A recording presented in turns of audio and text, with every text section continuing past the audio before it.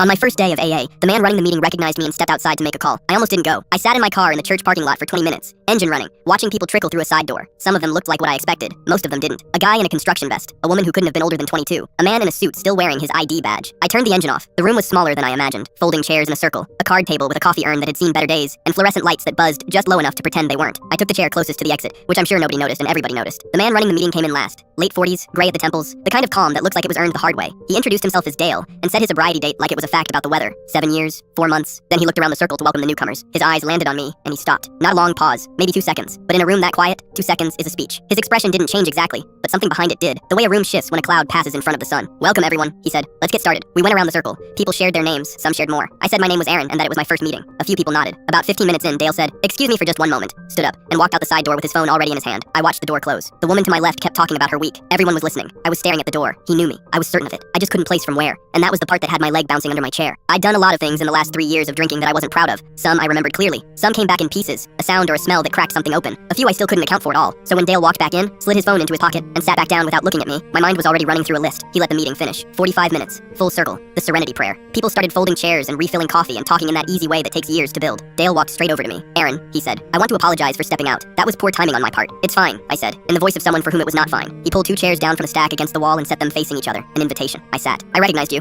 he said. "I wasn't expecting to see you here, and I handled that poorly. Where do you know me from?" He folded his hands. 3 years ago, I was a patient at Mercy General, room 14B. I was there for 10 days. He paused. "You were one of my nurses." I stared at him. "You were the one who called my daughter." His voice was steady, but careful. I'd listed her as my emergency contact, but I'd also told the intake nurse I didn't want family notified. I was embarrassed. My daughter and I hadn't spoken in over a year. He looked at his hands, but somehow she showed up on day 3, and I asked her how she knew, and she said a nurse had called her. I remembered him. It came back all at once. The man in 14B who had coded twice in one night, and spent the next morning staring at the ceiling like he was deciding something. I had called his daughter from the hallway on my break. It was against protocol. I had done it anyway. That call was why I stayed in treatment, Dale said. My daughter came every day after that. She was there when I was discharged. She drove me to my first meeting. He looked up. "The call you made is the reason I'm sitting in this chair, and the reason I'm running this meeting." He was quiet for a moment. "So I stepped out to call her, to tell her you were here, because she's asked about that nurse for 3 years, and I never had an answer. I didn't say anything for a while. I lost my job 6 months after that," I finally said. "I showed up to a shift still drunk. It wasn't the first time." He nodded slowly. "That's why you're here. That's why I'm here." Dale leaned forward slightly. "You made the right call once when it mattered. Doesn't mean you get to throw away the rest." He stood, picked up one of the chairs, and set it back against the wall. "Same time next Thursday." He walked over to the coffee table, poured himself a cup, and started talking to the woman in the construction vest like that was the whole conversation. I sat there for another minute. Then I took out my phone and saved the meeting time.